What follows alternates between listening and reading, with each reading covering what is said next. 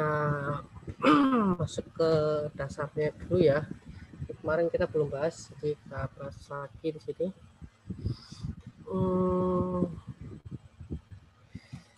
Ya.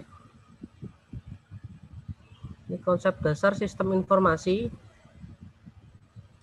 Sistem informasi dalam suatu organisasi dapat dikatakan sebagai suatu sistem yang menyediakan informasi bagi sebuah tingkatan dalam organisasi tersebut kapan saja diperlukan. Sistem ini menyimpan, mengambil, mengubah, mengolah, dan mengomunikasikan informasi yang diterima dengan menggunakan sistem informasi atau peralatan sistem lainnya.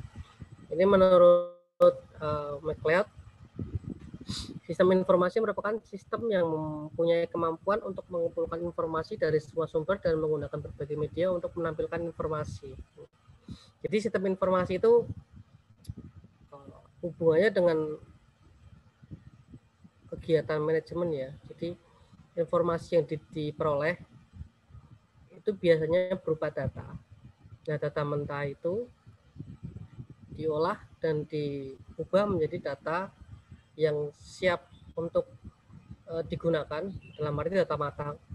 Nah, data matang ini menjadi referensi untuk top manajemen membuat kebijakan mengenai bisnis atau decision making bisnis. Jadi seperti itu. Jadi sistem informasi itu isinya ya seperti itu.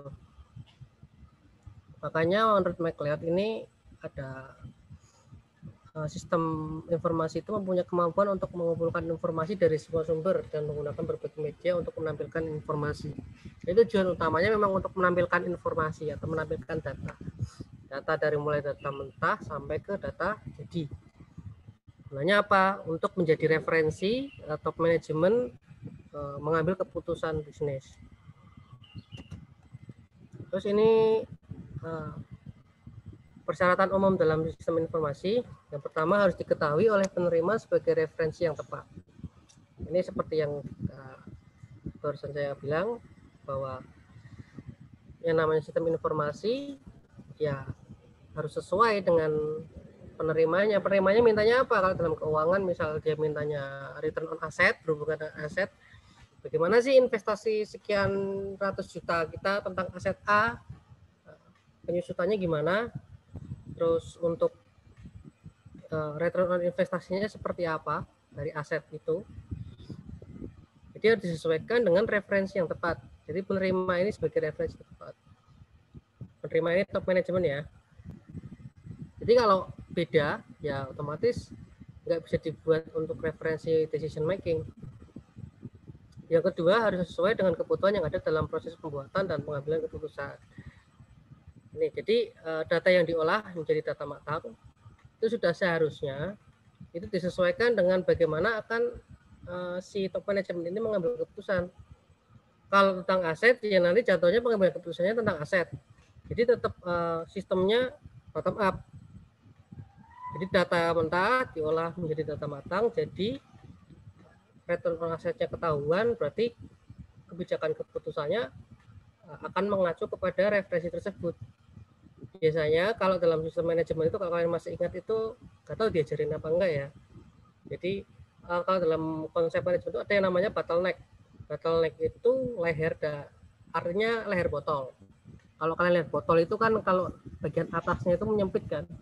Jadi kalau kalian isi air di situ, ketika kalian tumpahkan, nah itu bottleneck itu dianggap sebagai penyumbat atau simpelnya itu ya biang keladinya di situ masalahnya.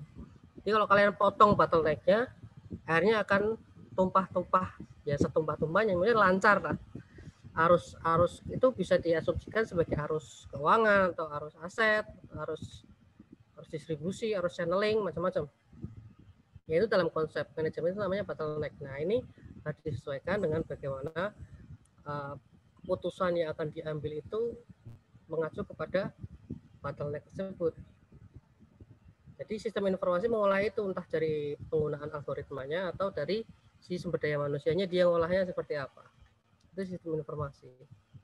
Terus harus mempunyai nilai surprise, yaitu hal yang sudah diketahui hendaknya jangan diberikan.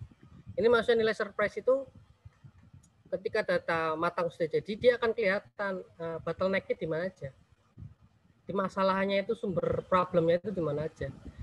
Ketika kita berbicara supply chain management, misal rantai supply atau rantai penawaran sama intinya supply chain management atau value chain, kalau kalian paham supply chain, value chain, rantai nilai.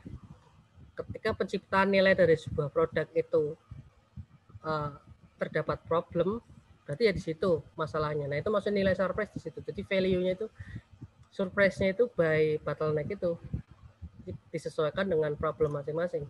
Kalau di supply chain ya nanti akan jatuhnya kepada arus distribusi, kalau di keuangan kaliannya di arus keuangan nanti cash flow-nya seperti apa. Terus harus dapat menuntun pemakai untuk membuat keputusan. Jadi suatu hal tidak selalu adanya tindakan. Nanti sekali lagi ketika data yang diolah itu sudah jadi atau sudah matang, nah itu dijadikan referensi untuk suatu pengambilan keputusan. Ini beberapa sifat seperti pemrosesan informasi yang efektif, manajemen informasi yang efektif, kepuasan pemakai. Jadi terakhir itu mesti kepuasan pemakai karena jatuh-jatuhnya pasti untuk decision making. Jadi kalau sistem informasi ini nggak bisa ngolah data sesuai apa yang diinginkan si user ya nggak masuk ke sifat sistem informasi itu sendiri. Makanya harus efektif, manajemennya harus efektif juga, harus luas. Nah, terakhirnya itu satisfaction-nya itu. Sini komponen sistem informasi, ini untuk pengetahuan aja ya. Dari mulai input, model, output, teknologi, basis data, sama komponen kontrol. Ini yang biasa main-main PC bongkar-bongkar itu pasti paham. Ini contohnya nanti ke itu sebenarnya. Teknik mesin, tapi yang di mikro. Dia juga nggak terlalu paham. Blok masukan, blok model, keluaran ini hanya untuk pengetahuan aja. Jadi materi mata kuliah hari ini itu tujuannya ya adanya sistem informasi itu butuh yang namanya infrastruktur. Nah, infrastruktur itu materinya hari ini. Jadi hanya untuk pengetahuan. Tapi kalau misal kalian mau mendalami lebih dalam ya mau nggak mau harus kuliah teknik IT ke mesin atau ke teknologi informasi yang nanti fokusnya nanti ke mikrotik itu. Lanjut. Nah, ini definisinya. Sistem informasi manajemen didefinisikan sebagai suatu sistem berbasis komputer yang menyediakan informasi bagi beberapa pemakai dengan kebutuhan yang serupa. Informasi tersebut tersedia dalam bentuk laporan periodik, khusus, output, dan simulasi matematika. Model SIM, isi database digunakan oleh perangkat lunak yang menghasilkan laporan periodik dan laporan khusus, serta model matematika yang mensimulasikan beragam aspek operasi perusahaan.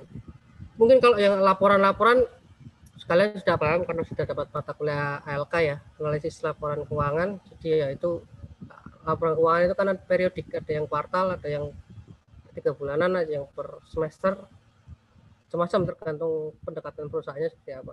Nah, serta model matematika ini maksudnya ketika kalau kalian lihat job tentang data analis itu isinya model matematika. Jadi isinya ya nanti ini jatuhnya ke statistik sebenarnya. Jadi kalian punya data, misal kalian punya data customer sekian juta customer, kalian olah. Nah, dia akan keluar tuh, misal min, median, modusnya. Itu rata tengah, rata pinggir, atau rata rata-ratanya seperti apa. Nah, dari situ kalian bisa olah lebih lanjut. Datanya yang dibutuhkan apa. Misal periodik penjualan tahun pertama, bulan ke-1, hari ke-7 misal gitu. Itu bisa. Ini jatuhnya nanti ke model matematika. Ini untuk profesi-profesi data analis biasanya. Ini profesi yang lagi tren ini data analis ini.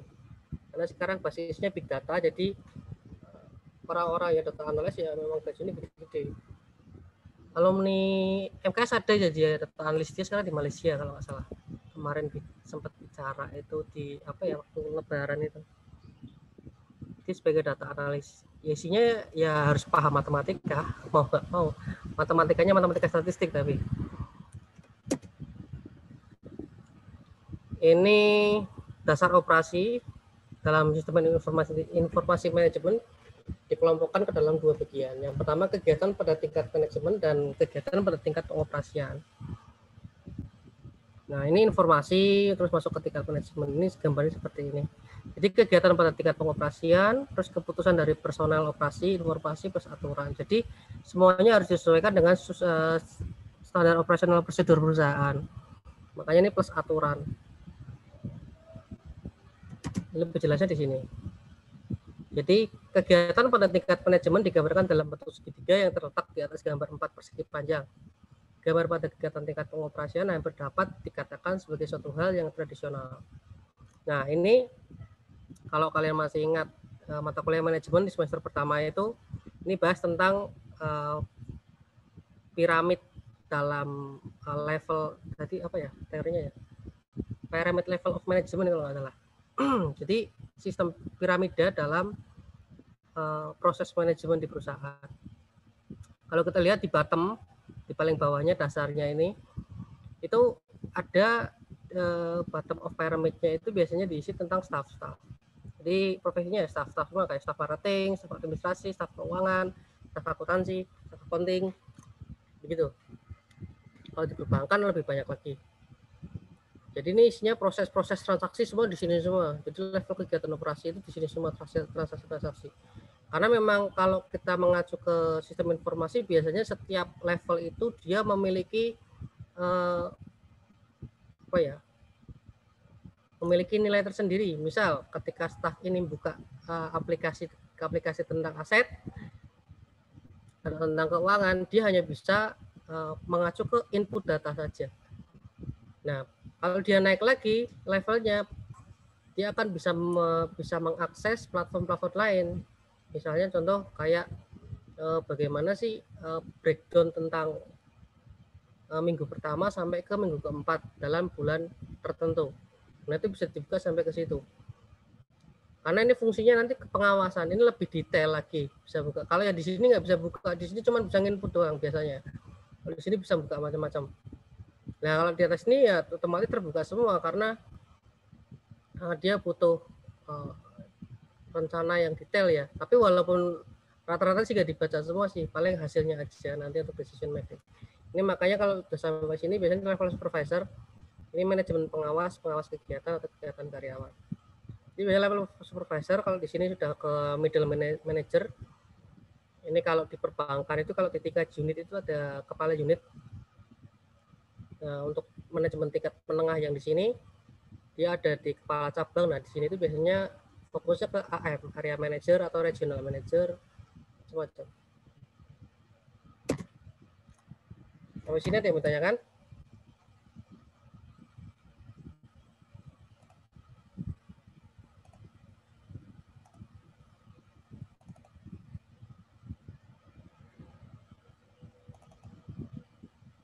Tampaknya belum ada nih, Pak. Belum ada ya? Ya wes, saya tambah lagi.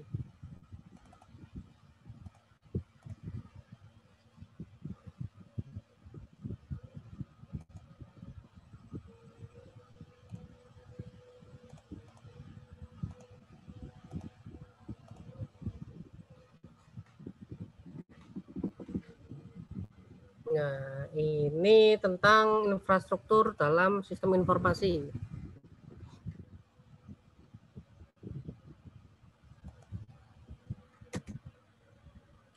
Ini infrastruktur teknologi, merupakan fondasi atau kerangka kerja yang mendukung satu sistem atau organisasi. Jadi balik lagi seperti tujuan awal materi hari ini ya, bahwa sistem informasi yang ada di perusahaan, di dalam bisnis, itu memiliki infrastruktur teknologi di belakangnya. Jadi butuh fondasi atau butuh support dari infrastruktur tersebut. Jadi nanti disesuaikan dengan lingkup bisnisnya biasanya, tatasan.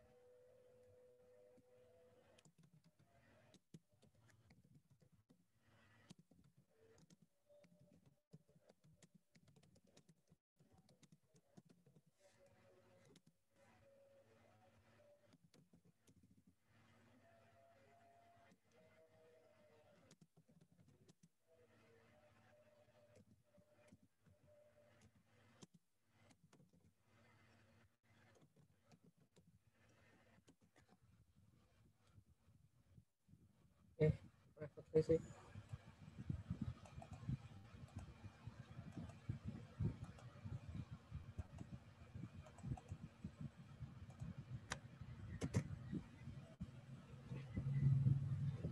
Oke, oh iya, namanya di rename semua ya, depannya ganti absen. Di misal 1_Arman atau 1_ Milenia Ayu Nuraini atau 1_ Afifah disesuaikan nomor absen. Ini ngabsennya saya caranya gini.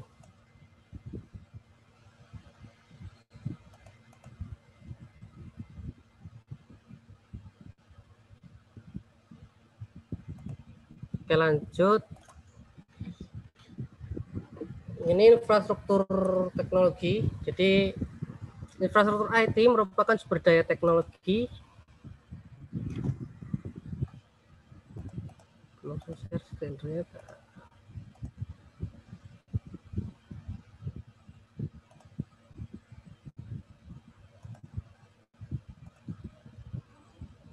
Jadi infrastruktur IT merupakan sumber daya teknologi bersama yang menyediakan platform atau aplikasi sistem informasi perusahaan yang terperinci. Isinya sekumpulan perangkat dan aplikasi peranti lunak yang dibutuhkan untuk menjalankan suatu perusahaan besar secara keseluruhan. Ini nggak cuma perusahaan besar ya, jadi bisa juga perusahaan kecil atau skala menengah juga bisa, tergantung skopnya. Nanti ya ini jatuhnya ya nanti teknologinya, kecanggihannya aja, skop teknologinya. Biasanya disesuaikan dengan sumber dayanya juga. Kalau perusahaan kecil kan nggak mungkin bisa punya IT yang sekelas Shopee atau Tokopedia, kan nggak mungkin. Ini perkembangan IT dimulai tahun 1930 sampai 1950, era mesin akuntansi elektronik. Ini kalau kalian mengacunya kepada revolusi industri, ini revolusi industri 1.0. Jadi di mana Inggris menemukan yang namanya mesin uap. Itu mulainya revolusi industri itu di situ. Jadi bagaimana mesin uap itu mengefisiensikan dan mengefektifkan pekerjaan bisnis. Jadi yang dulunya manual, pakai alat seadanya, itu diganti dengan mesin uap. Jadi otomatisasi mulai ada dari situ. Terus era mainframe umum dan komputer mini sampai sekarang. Terus era PC, ini saya juga nggak tahu ini mainframe umum itu seperti apa. Mungkin hanya dari segi pemrosesannya aja. Kalau kita lihat di era Perang Dunia Kedua itu, dulu kan sudah ada komputer, cuman ya komputernya kayak gitu, saya juga belum pernah mengalami. Kalau yang ini saya udah mengalami, era PC walaupun saya belum lahir, cuman ini kalau dulu saya pernah pegang itu, kalau kalian tahu komputer itu dulu sistem operasinya masih DOS. Nah itu mulainya dari sini sampai ke sini. Terus era klien dan server. Ini udah mulai menggunakan server. Terus yang sekarang era komputasi internet perusahaan. Jadi sudah mulai menggunakan internet. Yang IoT, kalau sekarang itu revolusi industri 4.0 itu kan ada di IoT-nya, Internet of Things. Ya, kalau di luar sudah mulai mengembangkan revolusi industri 5.0, itu mulai ke artificial intelligence. Jadi nanti manusianya hilang, cukup manusia itu mengoperasikan satu mesin, ya udah yang lainnya udah jalan otomatis saja semua, cukup satu orang dalam satu proses produksi. Makanya nanti ya akan berdampak ke kebutuhan sumber daya manusia kalau memang artificial intelligence sudah diterapkan. Makanya jangan cita-cita jadi karyawan, susah. Ini di Indonesia ya semuanya semua lah, government, e-commerce, education, medicine, laboratory. Jadi ini biasanya bentuk nomenklaturnya itu depannya electronic government atau electronic commerce. Di finansial ada fintech, itu nggak pakai. Kalau tax itu ada aplikasi eFin gitu, electronic financial tax.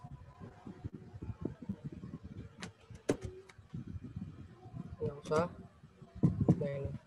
Telekomunikasi, internet, dan teknologi nirkabel ini teknologi yang ada di belakang sistem informasi ya. Ini era sekarang.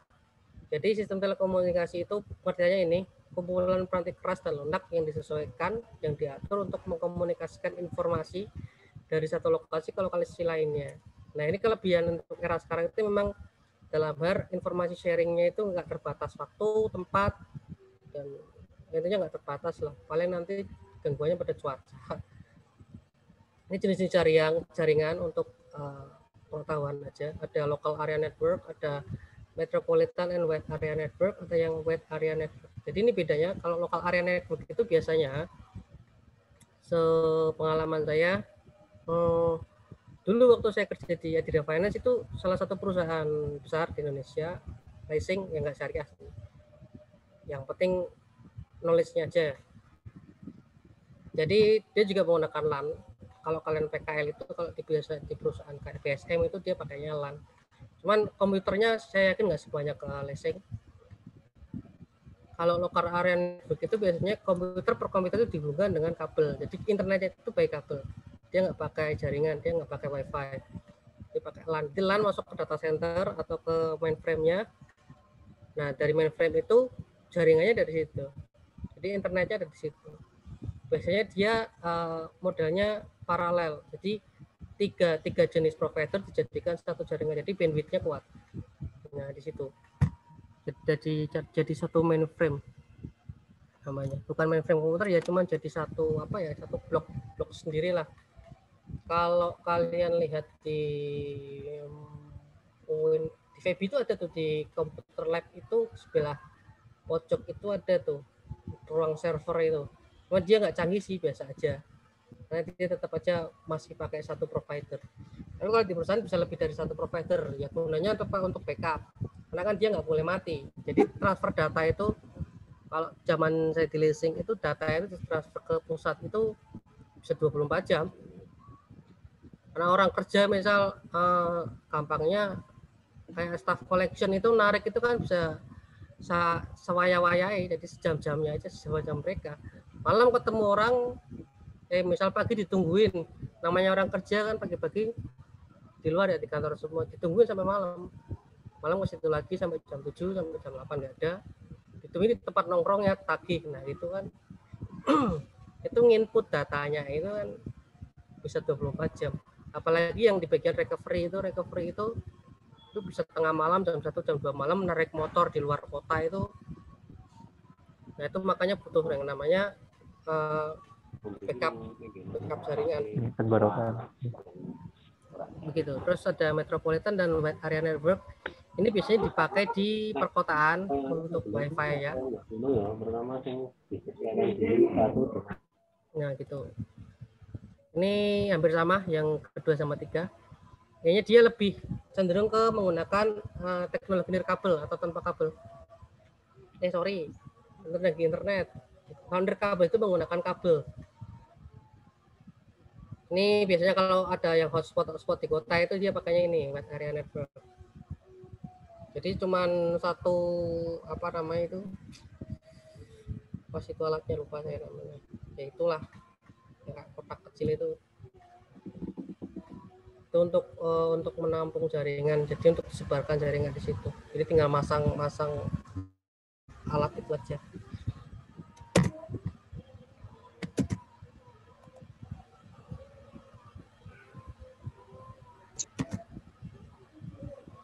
Internet, pengertian internet yaitu jaringan dari jaringan global menggunakan standar universal untuk menghubungkan jutaan jaringan yang berbeda, atau dengan kata lain, internet berasal dari kata internet working atau terhubungnya jaringan-jaringan terpisah yang masing-masing memiliki identitasnya sendiri-sendiri menjadi jaringan saling terhubung.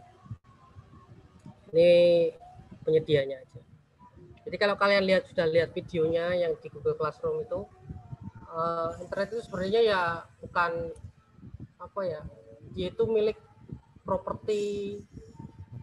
Jadi dia itu termasuk properti menurut saya. Jadi dia itu memang milik, ada di Amerika itu memang dia khusus kayak copyright gitu. Jadi dia ada hak ciptanya internet itu ternyata. Jadi ketika kita pakai internet itu provider kayak Telkom itu kan yang yang memonopoli ya, karena kan BUMN. Jadi untuk sektor-sektor yang krusial itu kan dimonopoli oleh negara.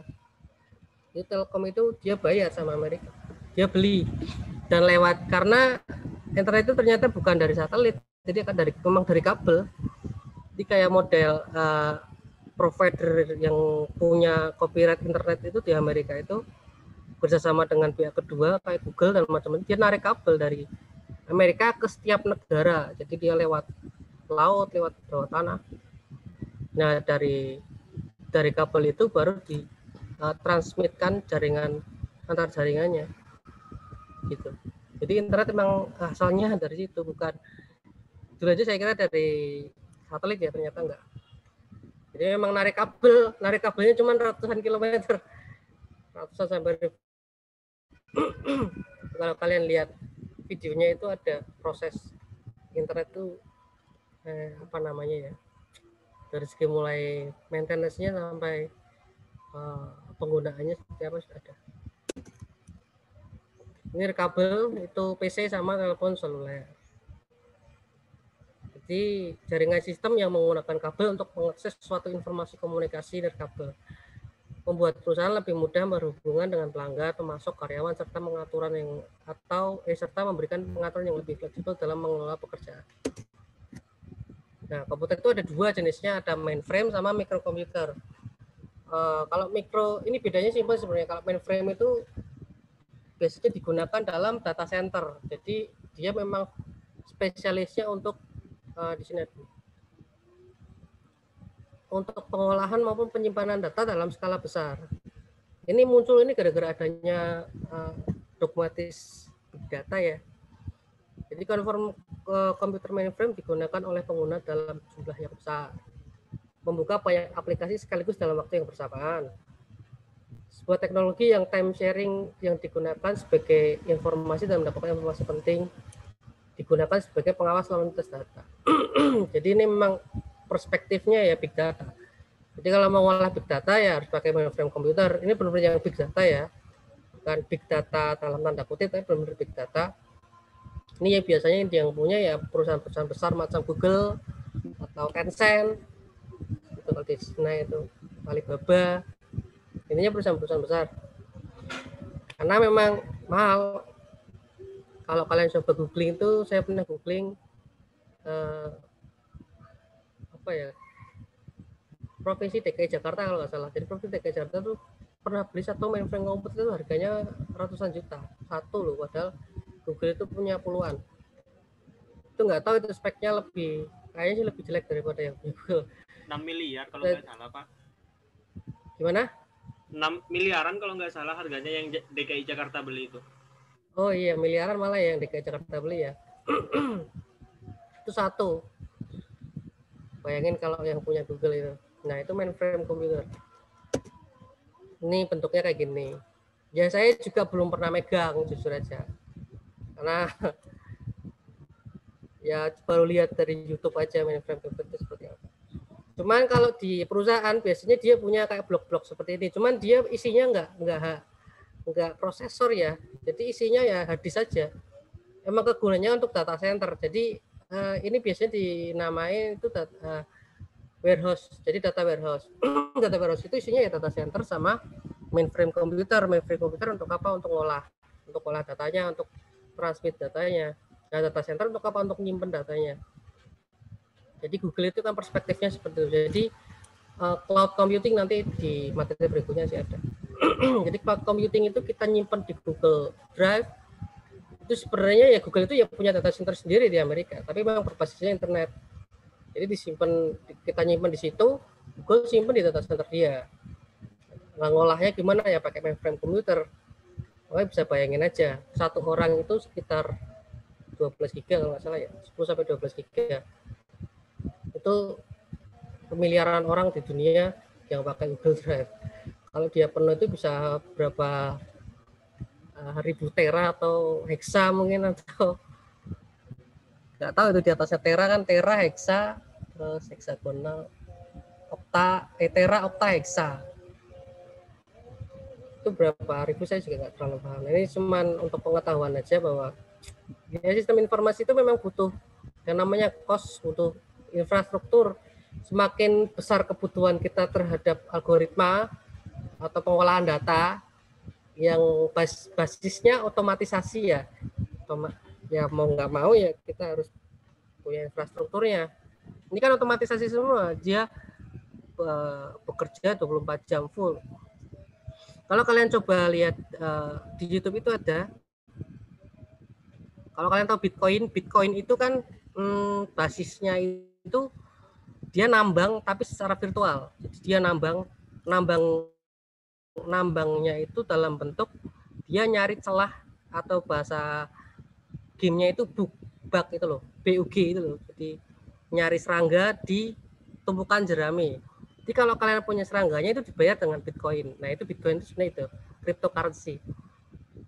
Nah di Cina itu kalau kalian nonton ya cryptocurrency di Cina, dia punya mainframe komputer memang sengaja untuk buat nambang itu. Dia hasilnya ya bisa per hari bisa ratusan juta. Tapi untuk mempunyai infrastruktur itu ya memang benar nilai yang dibutuhkan ya sepadan dengan hasilnya. Makanya harus ngitung dulu. Ini sebagai pengetahuan aja ya. Sekali lagi. Nah ini mikrokomputer yang biasa kita gunakan. Isinya CPU, memori, RAM, ROM, input output, I/O device. Ya ini yang biasa kita gunakan laptop, komputer itu ya ini nih isinya itu.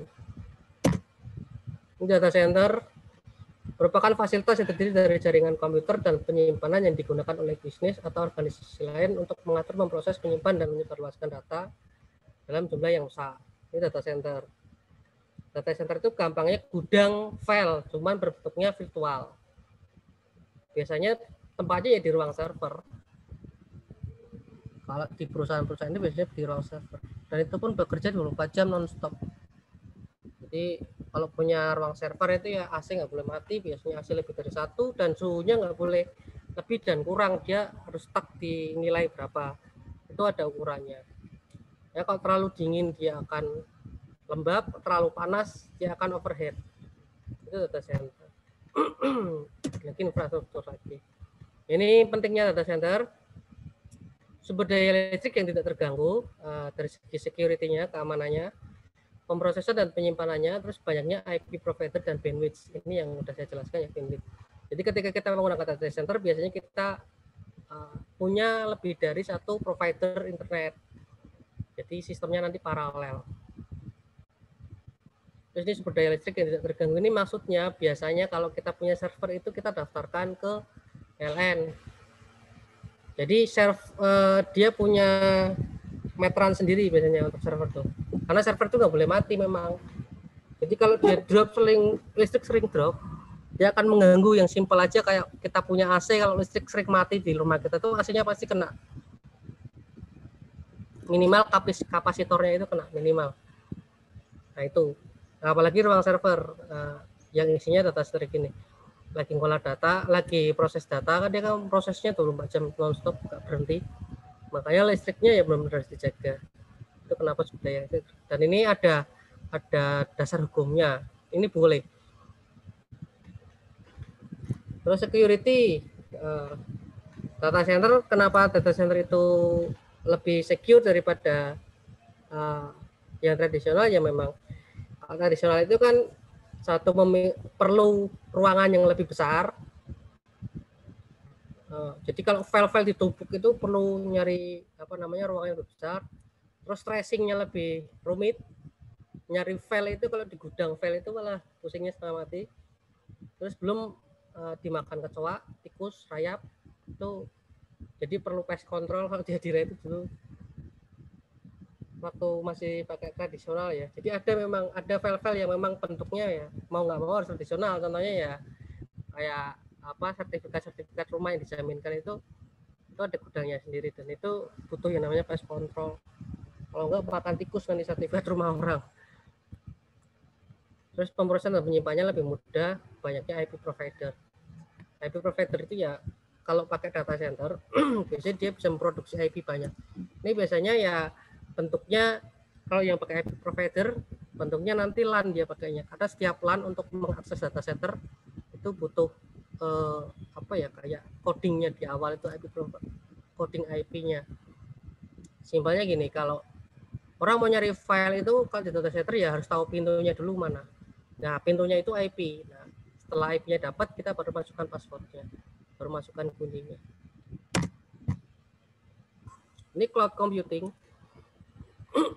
secara umum didefinisikan sebagai komputasi awan, merupakan gabungan pemanfaatan teknologi komputer dalam suatu jaringan dengan pengembangan berbasis internet yang mempunyai fungsi untuk menjalankan program atau aplikasi melalui komputer-komputer yang terkoneksi pada waktu yang sama. Tapi tak semua yang terkoneksi melalui internet menggunakan cloud computing. Nah, ini yang paling simpel ya, contohnya kalau yang gampang-gampang aja ya kayak Google Drive itu, Google Drive, terus spreadsheet, Excel spreadsheet itu yang pakai Google juga. Kita bisa ngetik bareng-bareng, kita bisa namain bareng-bareng. Nah, itu namanya cloud computing. Ini udah mulai ngetren di Jakarta ini. Cloud computing. Jadi banyak perusahaan-perusahaan cloud computing. Jadi dia benar-benar beli data. Jadi cloud computing itu perusahaan itu dia spesifikasinya memang pakai punya data center sendiri dan punya mainframe komputer sendiri. Jadi nanti perusahaan-perusahaan besar akan pakai si pihak kedua ini untuk menyimpan semua datanya. Karena memang lebih efektif sih menurut saya, karena ya seperti yang saya bilang tadi bahwa infrastrukturnya besar, apa nilai investasinya besar, dan belum tentu kita bisa maintenance-nya. Jadi kalau kita bisa beli kan harus maintenance butuh sumber daya manusia. Dan sumber daya manusia itu lebih mahal daripada kita menggunakan source. Kalau ini hitung-hitungan bisnis ya, saya nggak bilang apa namanya ya pro sumber daya manusia atau menggunakan pro, ini hitungan bisnis intinya gitulah ya. Setelah hitungan bisnis memang menggunakan outsourcing itu lebih efisien sama efektif setelah hitungan bisnis. Karena kalau gampangnya itu gini, maintenance manusia itu lebih susah daripada maintenance mesin. Kalau mesin itu ada biaya penyusutannya, kalau manusia itu nggak ada biaya penyusutannya. Mesin itu setiap tahun setiap hari itu akan menyusut berapa persen dari total harga. Nah, tinggal dimasukkan biaya overhead untuk maintenance-nya. Itu ada rumusnya, nggak tahu kalian diajari atau enggak. Harusnya diajari di manajemen keuangan. Saya nggak mau ngajari lagi. Itu ada itu. Nah, manusia enggak. Manusia itu bisa hamil, bisa melahirkan, punya anak, anaknya bisa banyak, bisa sakit, kecelakaan. Nggak saya ngeluh, bisa. Tiba-tiba intinya banyak faktor yang harus dipikirkan perusahaan ketika maintenance manusia. Makanya artificial intelligence dikembangkan. Itu gunanya itu sebenarnya mengeliminasi apa ya, cost tentang maintenance manusia. Ini cloud computing ya, balik lagi cloud computing, bahwa memang secara hitung-hitungan bisnis menggunakan pihak kedua itu lebih menguntungkan, termasuk dalam hal penyimpanan data atau pemrosesan data. Ini Adira udah pakai, waktu saya masuk di situ pun Adira udah pakai, dia pakai cloud computing, ya, tapi dia pakai dua, jadi dia punya data center sendiri kecil dan dia pakai perusahaan pihak kedua cloud computing. Jadi maintenance semuanya dipegang dia, dipegang si outsource IT ini, karena memang ya cost-nya lumayan gede kalau beli sendiri, maintenance sendiri. Ini manfaatnya, data tersimpan di server secara terpusat, keamanan data ya lebih aman, fleksibilitas, skalabilitas lebih tinggi, investasinya jangka panjang. Ini cloud computing. Karena kalau memang kalau dibandingkan dengan tradisional ya memang lebih manfaatnya lebih bagus, lebih banyak, apalagi di tingkat ini fleksibilitas dan skalabilitasnya. Karena cloud computing kita misal lagi butuh file, kita nggak perlu bawa kemana-mana. Laptop dulu tuh saya kalau kerja itu ya kemana-mana bawa laptop, bawa flash disk. Sekarang enggak, HP aja. Butuh file, tarik dari Google Drive. Dan UIN pun pakai cloud computing. UIN Sunan Kalijaga itu pakai cloud computing. Dia tapi pakainya punya Google. Jadi dosen itu punya email mail UIN Suka itu kan dia kerjasamanya sama Google. Jadi cloud computingnya Google. Jadi setiap, nggak tahu ya yang punya mahasiswa ya, kalau yang punya dosen itu Google Drive-nya itu unlimited semua.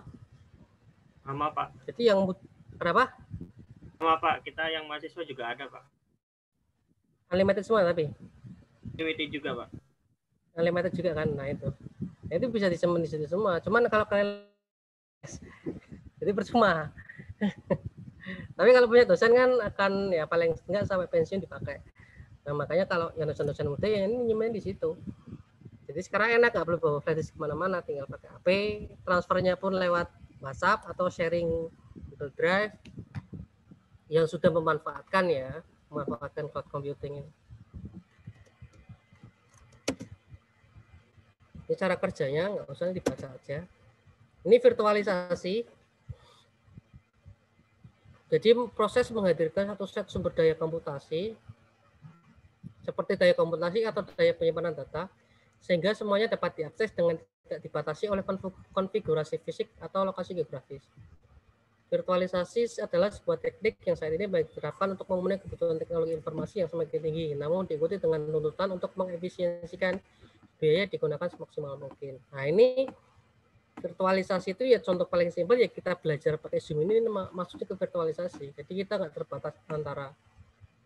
terbatas fisik, kita tetap bisa lihat orang yang kita ajak ngomong, jadi kita ajak interaksi itu kita tetap bisa melihat.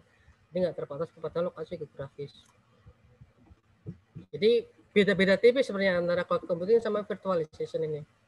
Mungkin kalau di dunia game ini lebih canggih kalau virtualisasi. Dunia game kalau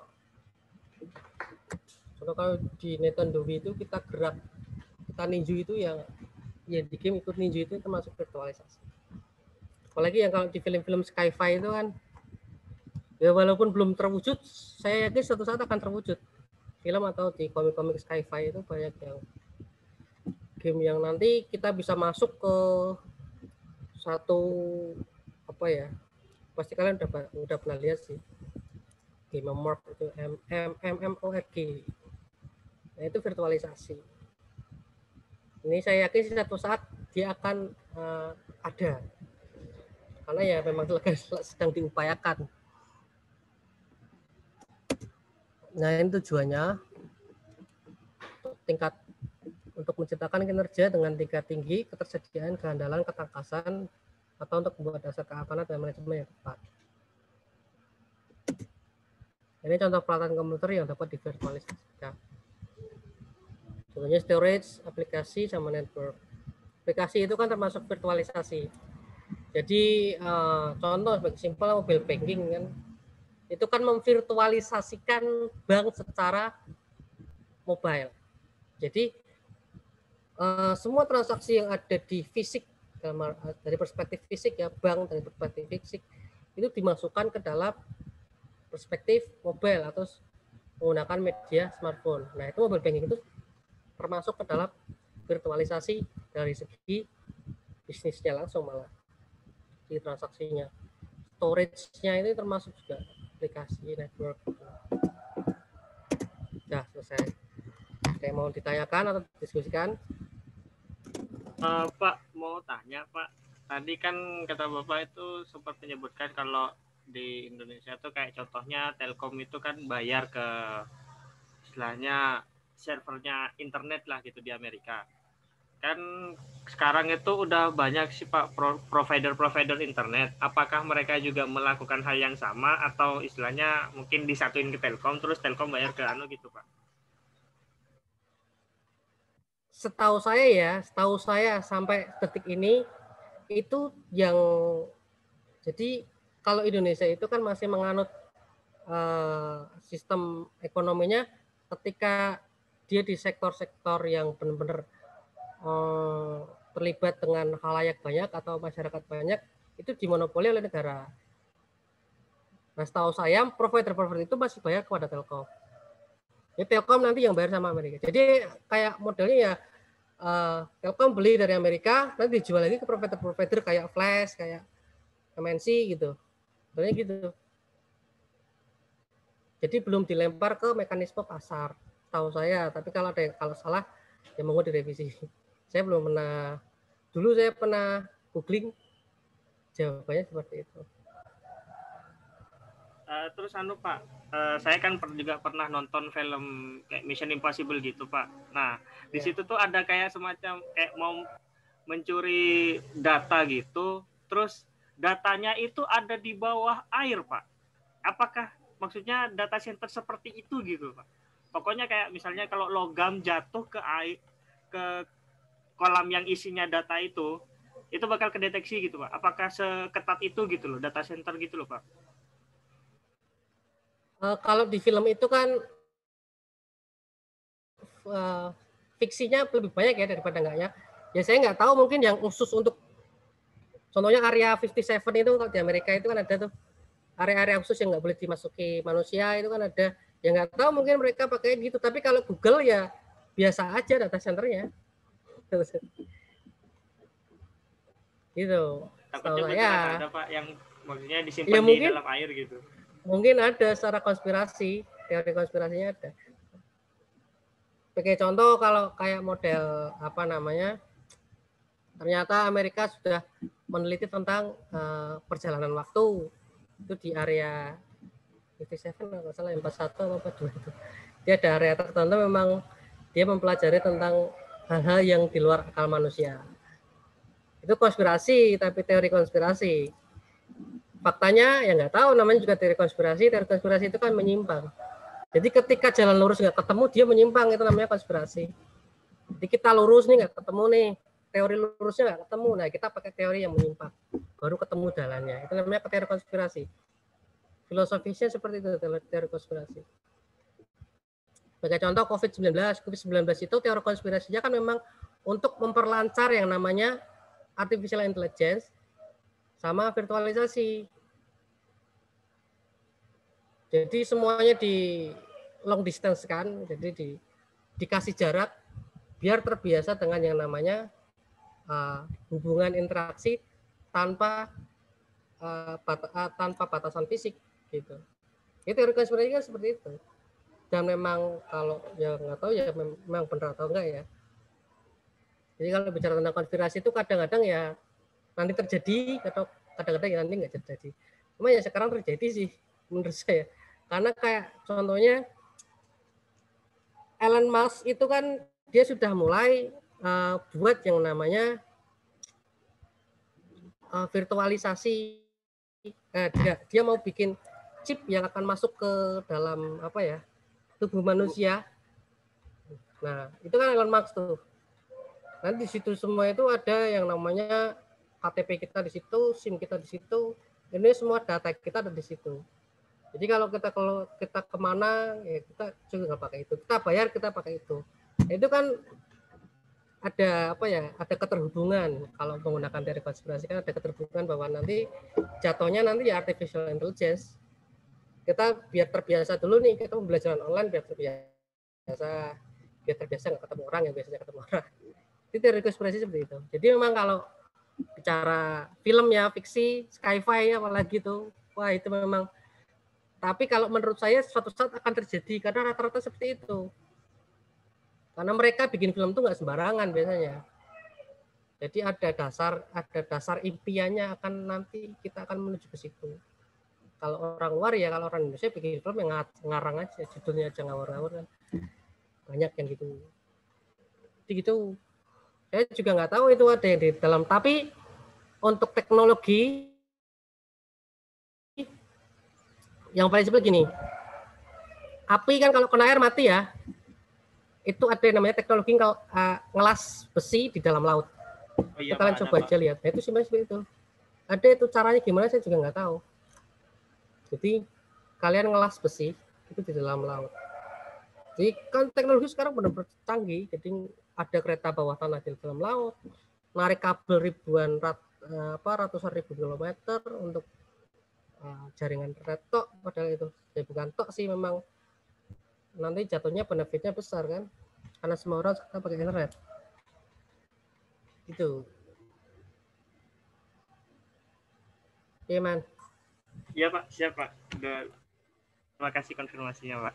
Lagi ya informasi aja sih ini, materi hari ini memang hanya ya untuk pengetahuan saja, karena ya kalau balik lagi saya pun belum pernah pegang, saya belum pernah. Tapi ya beberapa yang sudah pernah saya pegang, contohnya yang di perusahaan. Makanya tadi saya bisa beri contoh. Saya banyak bisa beri contoh tentang sistem informasi di perusahaan.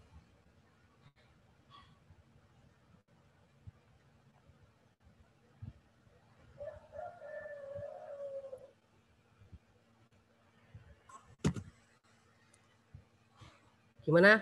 Ada pertanyaan lagi nggak? Mana teman-teman, ada pertanyaan lagi nggak?